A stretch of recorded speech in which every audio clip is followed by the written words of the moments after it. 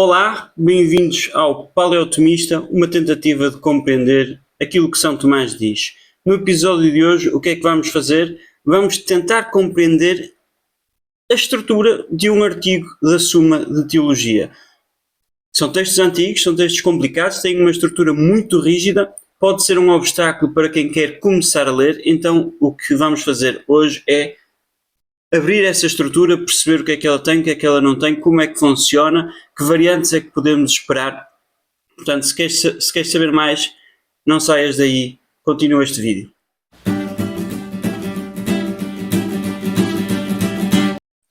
Pois bem, a primeira coisa a saber sobre a Suma de Teologia, antes de chegarmos à estrutura de um artigo, é perceber a estrutura da coisa inteira. A Suma de Teologia está dividida em 3 partes, com um pequeno suplemento, um pequeno apêndice.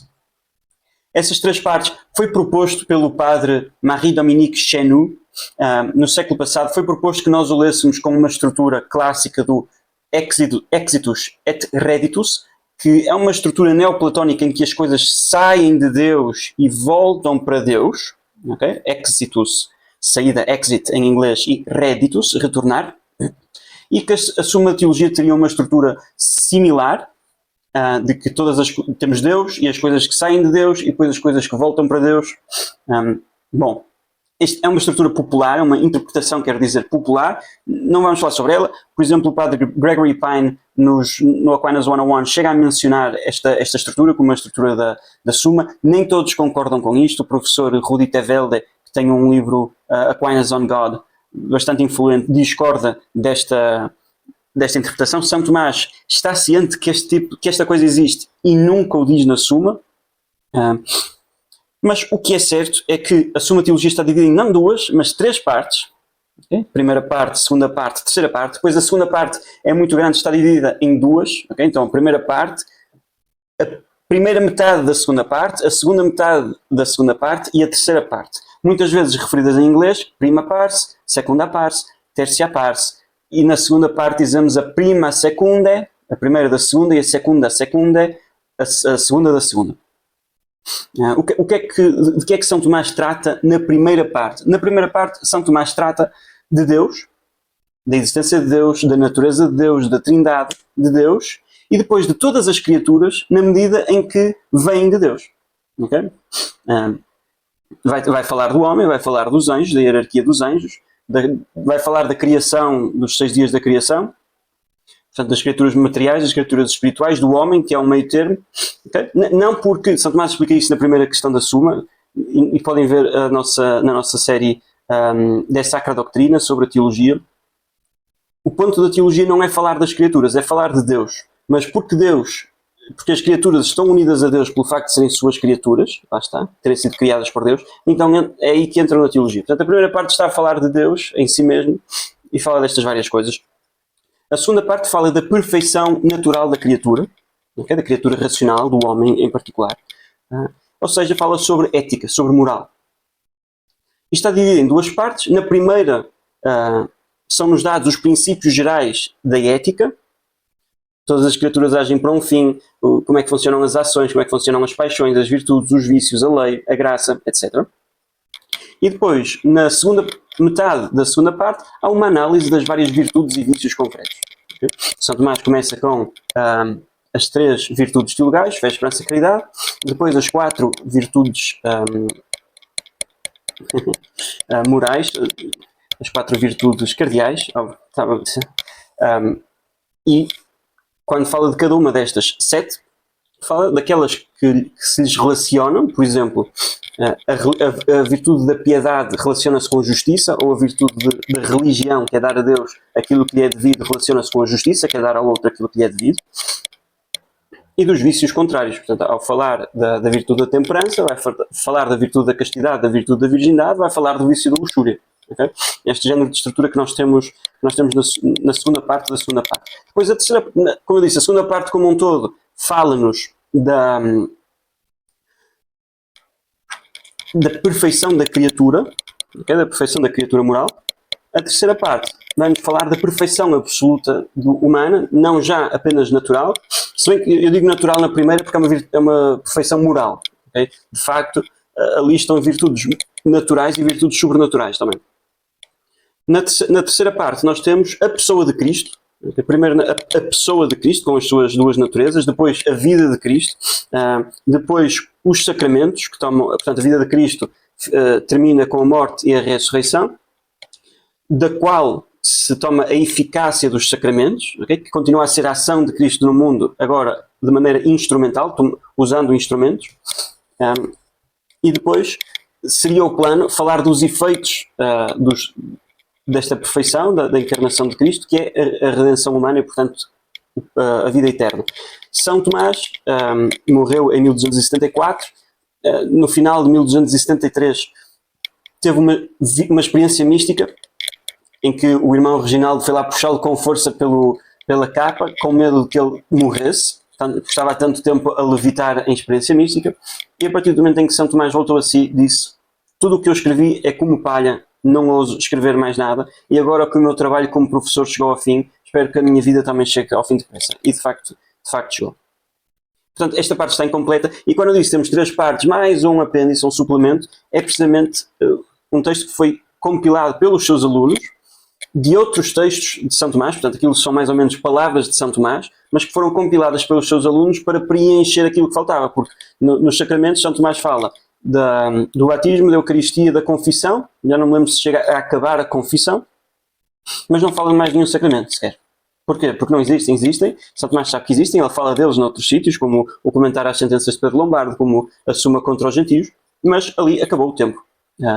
Ele não escreveu mais. E, portanto, essas coisas, assim como o que é o corpo glorioso, as propriedades do corpo glorioso, que é sempre um tema interessante, estão no compêndio, no suplemento. Okay? Bom, estas partes da Suma, estas 3 partes, estão divididas em tratados. Nós falamos na primeira parte do tratado de Deo Uno, de Deus Uno, ou de Deus enquanto Uno, de Deo Trino, de Deus enquanto Trino, e por aí vamos. Há o tratado da lei na primeira parte da segunda parte, há o tratado dos sacramentos, o tratado da vida de Cristo. Todos estes tratados são divisões posteriores, póstumas, em que os alunos de São Tomás viram que há aqui a Suma está a seguir um caminho e estes temas podemos agrupá-los. Há aqui várias páginas a falar de Cristo, da natureza divina, então de Deus enquanto um, e depois começa a falar da Trindade, de Deus enquanto Trino. São póstumos, têm o seu valor, ajudam-nos. Quando nós abrimos uma edição contemporânea da Suma, eu neste exílio em Roma não tenho a minha versão em papel, não posso mostrar, mas é como se fossem capítulos, embora de facto não existissem no original. Que divisões é que São Tomás tinha no original ou interno destas partes? Tinha divisão em questões. Questão para nós normalmente quer dizer uma pergunta, na Suma Teologia não quer dizer uma pergunta. Por exemplo, a primeira questão da Suma Teologia, como viram pela série de Sacra Doutrina, chama-se de Sacra Doutrina, sobre a doutrina sagrada, né, sobre a teologia. A segunda questão é sobre Deus se existe, que já parece uma pergunta, mas não é posto como uma pergunta, é sobre a existência de Deus. A terceira questão da Suma é sobre a simplicidade de Deus. São temas, okay? Esses sim que estavam no original, não são perguntas, são temas e albergam artigos. Okay? Portanto, a primeira questão da Suma sobre a teologia tem 10 artigos. A segunda questão da Suma sobre a existência de Deus tem 3 artigos.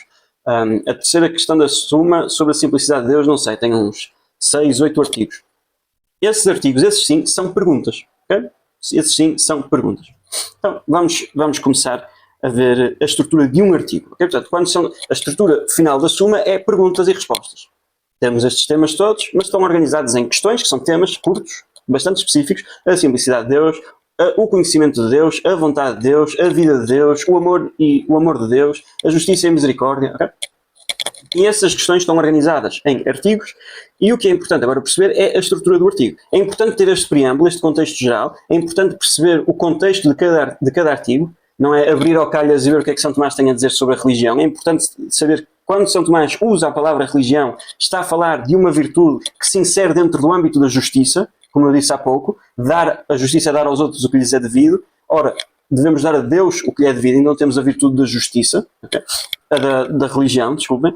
também devemos dar aos nossos pais aquilo que lhes é devido. Então temos a virtude da piedade, ok? É isso que São Tomás quer dizer, está a falar quando diz piedade. Então perceber o contexto em que cada coisa aparece é importante para compreender o que é que São Tomás está a dizer. Exemplo, a minha tese, aquilo que eu trabalho no doutoramento são os argumentos para a existência de Deus de São Tomás, e no outro dia estava a ler um artigo de um senhor que dizia: São Tomás, quando dá os argumentos, não é para serem demonstrações precisas, rigorosas, é uma coisa que nós diríamos à nossa avó e ela diria: sim, faz sentido, mas que se nós examinarmos rigorosamente, eles perdem a sua força. Se nós só lermos o argumento para a existência de Deus, não é possível decidir se o senhor tem razão ou não. Agora, quando nós lemos o artigo imediatamente antes, em que São Tomás está a falar do lugar do termo médio numa demonstração, está a usar conceitos precisos de lógica, nós percebemos, não, São Tomás está a nos oferecer um argumento formal, lógico, que nós devemos analisar logicamente. Isto só para dar um exemplo de como o contexto é muito importante. Agora, regra geral, qual é a estrutura destes artigos? Normalmente há uma pergunta, ok? Por exemplo, eu tenho aqui 3 artigos normais, em que tudo funciona normalmente. O que eu vou dizer são regras gerais, algumas exceções. Por exemplo, na Suma Teologia, primeira parte, questão 3, questão 2, desculpem, artigo 3. São Tomás pergunta: Deus existe? Isto sim é uma pergunta. E há uma introdução que é contraditória ou contrária àquela que é de facto da opinião de São Tomás. Portanto, São Tomás diz: Deus existe, e de seguida diz: quanto a isto, assim se procede. Parece que Deus não existe. Evidentemente São Tomás acredita, acha, tem a certeza que Deus existe, mas começa pela posição oposta: parece que Deus não existe. Depois seguem-se as objeções, normalmente são poucas, à volta de 3, nesta questão em particular são 2, às vezes são 3, às vezes são 4, às vezes são mais. 2 motivos, neste caso 2, pelos quais parece que Deus não existe. Okay? Porquê é que parece que Deus não existe? Deus existe, São Tomás acredita que Deus existe, mas diz: parece que não existe. Ok, porquê é que parece que não existe? E diz, e aqui neste caso dá-nos o problema do mal, e o problema, nós dizemos, da ciência, hoje, de que não é preciso uma outra explicação. Então diz São Tomás: parece que Deus não existe. Primeiro, porque de 2 contrários, se um é infinito, o outro deixa de existir totalmente. Ora, é isto que se entende com o nome de Deus, isto é, que se trata de um bem infinito. Assim, se Deus existisse, não haveria nenhum mal. Ora, encontra-se mal no mundo, logo Deus não existe. Okay? Portanto, o que é que São Tomás fez? Diz: Deus existe, e ele acha que sim, diz: parece que não, e dá um argumento porque é que parece que não. E dá um segundo argumento que não nos interessa agora. Depois, temos ali, nós chamamos-lhe o sed contra, porque é a expressão em latim, em português foi traduzido aqui como em sentido contrário, e tem uma fonte de autoridade que contradiz o que foi dito anteriormente. Como quem diz: olha, isso parece que faz sentido, okay? De facto, se 2 infinitos, um existe, o contrário não devia existir, mas em sentido contrário, esta fonte de autoridade diz: Deus existe. E portanto nós temos de duvidar dessas objeções. Okay? É esta a função do sed contra, fazer duvidar das objeções. Neste caso, em sentido contrário, está o que se diz da pessoa de Deus no livro do Êxodo: eu sou aquele que sou. Isto é meio como uma piada neste caso, não é? Deus existe, não sei, Deus diz: eu existo, portanto. Depois seguem-se a resposta, o respondeu em latim, nós muitas vezes chamamos o corpo do artigo, em que se diz, neste caso, a resposta. Okay? A resposta direta à pergunta. A pergunta era se Deus existe, agora responde-se à pergunta se Deus existe ou não. Aqui neste caso São Tomás dá as famosas 5 vias, que nós não vamos ler, que são 5 argumentos para demonstrar a existência de Deus. Okay? Depois deste respondeu, desta resposta, do corpo, vêm as respostas às objeções. Portanto, quanto ao primeiro, à primeira objeção, deve dizer-se como Agostinho, Santo Agostinho: Deus, soberanamente bom, não permitiria de modo algum a existência de qualquer mal em suas obras, se não fosse poderoso e bom a tal ponto de poder fazer o bem a partir do próprio mal. Assim, a infinita bondade de Deus pertence permitir males para deles tirar o bem. Okay? Está aqui a resposta. Então o que é que nós tivemos aqui? Primeiro a introdução, primeira pergunta, claro, Deus existe. Depois a introdução. Quanto ao terceiro, neste caso porque é a terceira pergunta da questão, quanto ao terceiro assim se procede. Parece que, e depois deste, parece que vem aquilo que é o contrário do que São Tomás acha. Parece que Deus não existe. Porquê é que parece que Deus não existe? 2 objeções, só vimos uma. Sed contra est, em sentido contrário, uma fonte de autoridade, normalmente a Sagrada Escritura, normalmente um padre da Igreja como Santo Agostinho, algumas vezes Aristóteles, algumas vezes um argumento racional, mas geralmente é uma fonte de autoridade. Portanto, estes em que são argumentos são mais raros, existem também. Depois, a resposta, o corpo do artigo, e depois as respostas às objeções. Se teve 10 objeções, vai ter, regra geral, 10 respostas. Okay? Pronto. Isto foi um exemplo. Outro exemplo é na terceira parte da Suma de Teologia, questão 11, artigo 4, em que se pergunta se a ciência infusa em Cristo foi menor do que nos anjos. Okay? Cristo tem uma ciência infusa, que é infusa pela divindade, e pergunta se é maior ou menor que os anjos. E a tensão é evidente, porque por um lado Cristo é homem, que é uma criatura inferior aos anjos, por outro lado é Deus, é superior aos anjos, então o seu conhecimento infuso, enquanto homem, era superior ou inferior aos anjos. E diz São Tomás, assim se procede. Parece que a ciência infusa em Cristo foi menor do que nos anjos. E dá aqui 3 argumentos. Vamos ler o primeiro. Com efeito, a perfeição é proporcionada ao que é perfectível, ao que pode ser aperfeiçoado. Ora, a alma humana, segundo a ordem da natureza, é inferior à natureza angélica. Portanto, como a ciência da alma de Cristo, da qual agora tratamos, foi-lhe infundida para a sua perfeição, e acabamos de ver a perfeição tem de ser proporcional ao aperfeiçoável, ao perfectível, foi-lhe infundida para a sua perfeição, parece que tal ciência era inferior à ciência que aperfeiçoa a natureza angélica. Tem mais 2, são 3 neste caso, tem mais 2 objeções. Vamos passar à frente. Depois, em sentido contrário, está o que diz o apóstolo, ou seja, São Paulo, na carta aos Hebreus. Aquele que se tornou um pouco inferior aos anjos, acha-se, por causa da morte que padeceu, coroado de glória e honra. De onde se vê que Cristo foi menor que os anjos, unicamente em razão da paixão e morte. Logo, não em razão da ciência. Depois disto vem a resposta. E neste caso, este artigo tem algo de diferente. Eu disse que ia dizer algumas diferenças. A resposta é muito típica, muito normal. O que é que São Tomás faz? Vai fazer uma distinção. Temos uma tensão. Por um lado parece isto, por outro lado parece aquilo. Então São Tomás vai fazer uma distinção. Há aqui 2 coisas a ter em conta. Neste sentido, uma. Neste sentido, outra. Então diz São Tomás. Respondo. A ciência que foi infundida na alma de Cristo pode ser considerada de 2 maneiras. Ou na causa que a infunde, ou no sujeito que a recebe. A causa que infunde ou o sujeito que recebe. Quanto à primeira maneira, a causa que infunde, a ciência infundida na alma de Cristo foi mais excelente que a ciência dos anjos. Seja quanto à multidão dos objetos conhecidos, porque Cristo sabe mais coisas do que os anjos, seja quanto à certeza da ciência. É um conhecimento mais certo do que o dos anjos. Com efeito, a luz espiritual infundida na alma de Cristo é muito mais excelente do que a luz que pertence à natureza angélica. E aqui a palavra luz, já vimos isto noutros episódios, é usada de maneira metafórica para dizer se tiver mais luz eu vejo melhor, se tiver mais luz intelectual eu conheço melhor. Posso ter compreender mais profundamente o conceito. E continua, quanto à segunda maneira, à maneira do recipiente, a ciência infundida na alma de Cristo é inferior à ciência angélica, ou seja, quanto ao modo de conhecer que é natural à alma humana e que opera recorrendo a representações imaginárias e por meio do discurso. Nós conhecemos assim por representações imaginárias. Eu imagino a minha esposa para pensar nela, eu imagino o livro da Suma Teologia que eu tenho em Portugal para pensar na Suma, e através de discurso, por causa disto, então aquilo, Sócrates é homem, todos os homens são mortais, logo Sócrates é mortal. Este é o nosso modo de conhecer. Os anjos têm um modo de conhecer próprio da sua natureza que é mais perfeito, que não recorre a estas imagens corporais nem ao discurso, e, portanto, através do modo do recipiente, o conhecimento dos anjos é mais perfeito. Isto é uma resposta típica da Suma, em que São Tomás faz uma distinção crucial para nos ajudar a compreender a questão, e depois, o que há de especial nesta questão é que São Tomás não responde diretamente às objeções. Ele tinha 3 objeções, mas a sua única resposta fica assim claramente dada a resposta às objeções. Ou seja, desta distinção, a resposta às objeções está toda clarinha. Não é preciso responder uma a uma. Ok. Então, mais algumas coisas que... Outro caso típico, embora já tenhamos também 5 objeções, é a terceira questão da primeira parte da Suma, o artigo 1, em que Tomás pergunta se Deus é um corpo. É evidente que Deus não é um corpo, mas ele pergunta se Deus é um corpo, porque é para clarificar algumas passagens das Escrituras. E isto é uma função importante nas objeções. Vêm ditas objeções das Escrituras que é preciso clarificar. Então, primeira objeção. Um corpo tem 3 dimensões. Ora, a Sagrada Escritura atribui a Deus 3 dimensões. Pois lemos no livro de Job. É mais alto que o céu, tu que farás, mais fundo que o Sheol, que saberás, a sua extensão supera a terra e a sua vastidão o oceano. Logo, Deus é um corpo.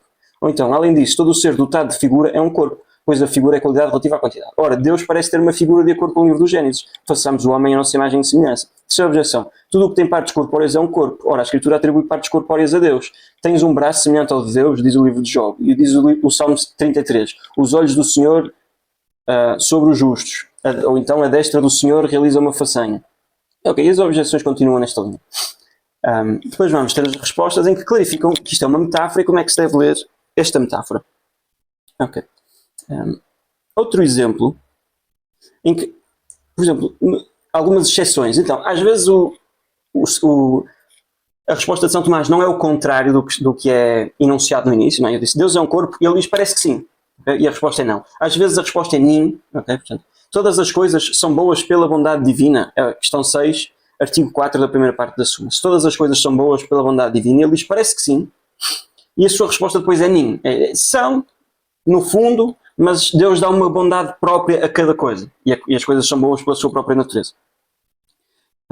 Outro exemplo, outra exceção é que às vezes temos muitas objeções. Por exemplo, na questão 46, artigo 1 da primeira parte, a criação sempre existiu ou tem um início temporal. São Tomás dá 10 objeções. E outro exemplo é que às vezes São Tomás discorda do próprio sede contra. Por exemplo, na questão 13 da primeira parte, artigo 10, São Tomás pergunta se o nome Deus é atribuído de maneira unívoca para significar Deus por participação, segundo natureza e opinião. Até, por exemplo, a falar de quando os pagãos dizem Deus, esta árvore é um Deus. Se Deus é dito de maneira unívoca, se a palavra Deus quer dizer exatamente a mesma coisa, de maneira equívoca, de maneira análoga. Pronto. E aqui ele vai ter um nim, porque ele vai dizer que é de maneira análoga, portanto não é nem unívoca nem equívoca. Mas o que é interessante aqui é que São Tomás tem 3 objeções, 2 sede contras, e depois no final tem a resposta dele, é essa a ordem, e depois no final tem 5 respostas a objeções. Ou melhor, tem 4 porque a segunda ele diz que serve para a segunda e para a terceira. Pronto. Mas responde às 3 objeções e ao sede contra também. Okay? Isto são algumas variações que existem dentro da estrutura, mas a regra geral tem a mesma estrutura. Espero ter ajudado, espero ter sido claro. Qualquer questão podem deixar nos comentários, podem mandar mensagem no Instagram, onde quiserem. Louvado seja Nosso Senhor Jesus Cristo, para sempre seja louvado em sua Mãe, Maria Santíssima. Muito obrigado, até à próxima.